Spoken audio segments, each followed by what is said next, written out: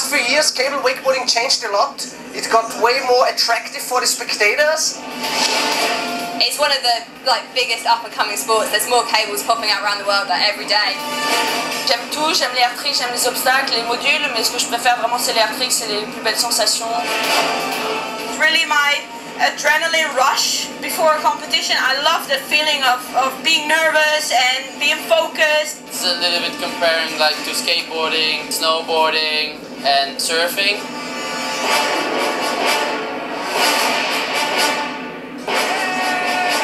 This is the lifestyle, the boarder lifestyle. You have the surfer lifestyle, there's the snowboarder lifestyle, yeah, and this big space of freedom, you know, within your tricks, you know, within what you can do. The limits are open.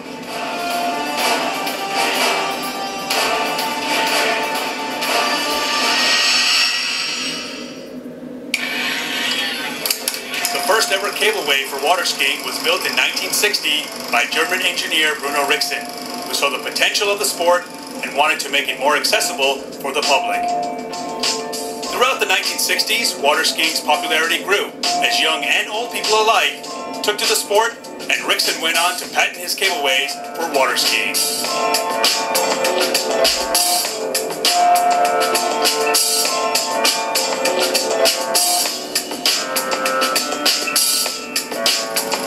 After its birth in the 1980s, cable wakeboarding then quickly became very popular, and more cableways were established around the world, helping both sports to continuously grow.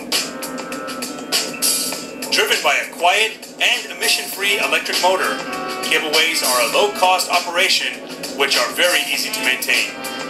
The sport of wakeboarding is fun and also very easy to learn for both young and older people alike. It also has a lot in common with other very successful board sports, such as snowboarding and surfing. Wakeboarding's popularity has now reached new heights.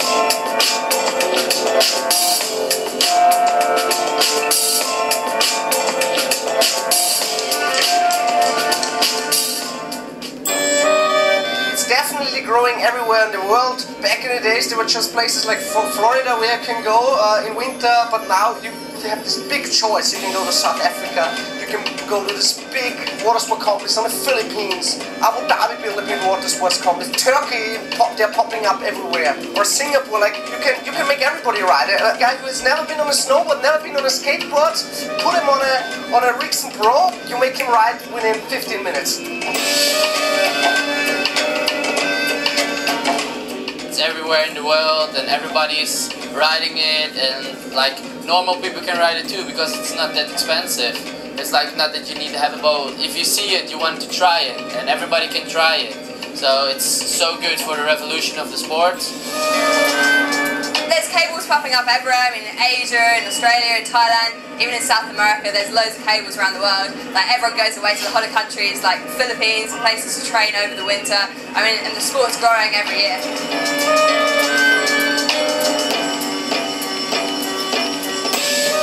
Of course, it's very alive. In Germany there are cables over 80, in Holland even 15 cables right now, so it's getting more popular because it's better for the environment. A lot of cables popping up, in the US there are 5 new cables, in Philippines, Thailand, and different places we never know about, in Finland. It's still a sport everybody can do. Yeah, you can be 50, 60 year old. Yeah, you can be 5, 6, 7 year old. Yeah, because it's still an extreme sport with a lot of free space for different variations.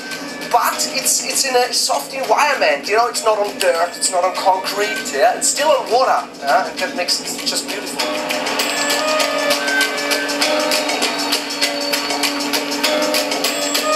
The growth of the sport can already be seen on all 5 continents, and by 2020, projections show an increasing number of countries all over the world will have cableways. The number of cableways has consistently risen over the years, but since the birth of wakeboarding in 1997, the growth has literally exploded, and by 2020, there will be more than 650 cableways around the world.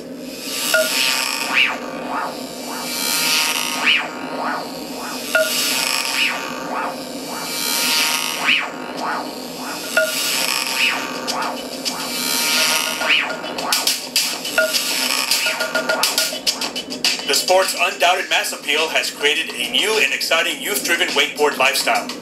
Cable wakeboarding stars from across the world have become both household names and inspirational athletes. They have pushed the technical level and trick development in both male and female wakeboarding to new levels, which have greatly increased both spectator and TV appeal. I remember the first Worlds in 2001 there were no obstacles inside, and now we see on the obstacle the craziest tricks coming like from snowboarding, like doing big presses. The industry adapted a lot. We have flex boards now, so you can press like amazingly, yeah.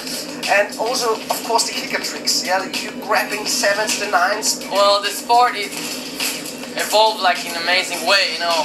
Handle passes got like 2 handle passes, 3 handle passes, like blind tricks, 5 tricks. It's like amazing. They step it up so fast. They do double flips. They do like sick reel tricks. Yeah, it's so much different. It's growing so fast. In the last few years since I've been riding, the level's gone up from girls literally just landing like a couple of inverts off the water to doing way more complex tricks, and the guys riding, I mean now like everyone's doing Rayleigh 5s, Mode 5s. The level's just increasing year by year in all the age groups and all the categories. Growing so fast, even the youngsters now, 12, 13 years old, are throwing tricks that the open men did 10 years ago. It's definitely kind of equal between girls and boys. I mean, like all the girls are now doing all the air tricks and pushing it on the rails and the kickers, and everyone kind of supports each other and pushes each other, like whether they're a girl or boy. There are close to 500,000 cable riders around the world, with a gender split of 63% men and 37% women. The very best of those now compete in well-established international competitions around the world. Cable wakeboarding, we have on one side technical performance, what means what did the rider perform. There we have at first, the level of the tricks, the variety of the tricks, and then also the composition, which is one of the most important parts. On the other side, we have the impression that is how did the rider perform the tricks, how clean are the tricks, and you also have to look to the whole one.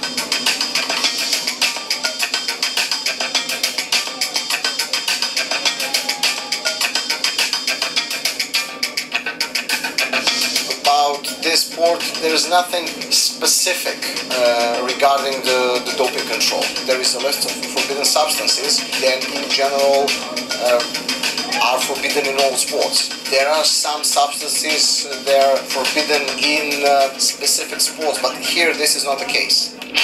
We are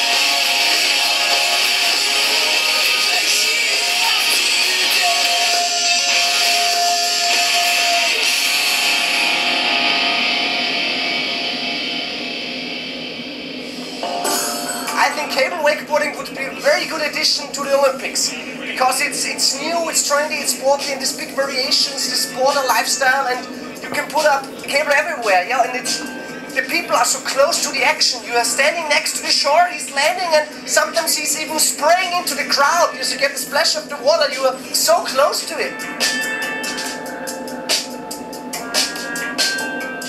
Cable wakeboarding definitely adds to the Olympics. Snowboarding is one of the fastest growing sports and was, and that added to the Winter Olympics. I mean, it's one of the top spectator sports in the Winter Olympics, with all the big air tricks and the half pipe and everyone kind of doing the spins and flips, and everyone really enjoys that. I mean, cable wakeboarding would bring that to the Summer Olympics. Like, I reckon it'd be one of the most popular Olympic sports.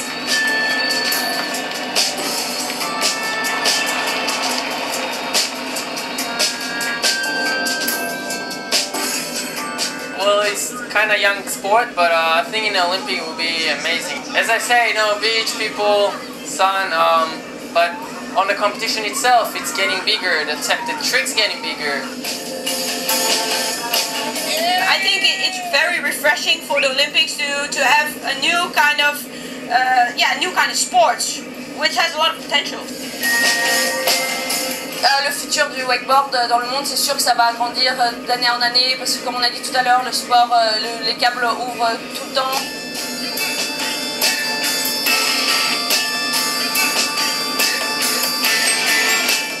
cable parks can add a new, exciting, youth-driven amenity to cities and at the same time create a long-lasting legacy with a guaranteed return on investment, which certainly makes it a win-win opportunity for all concerned.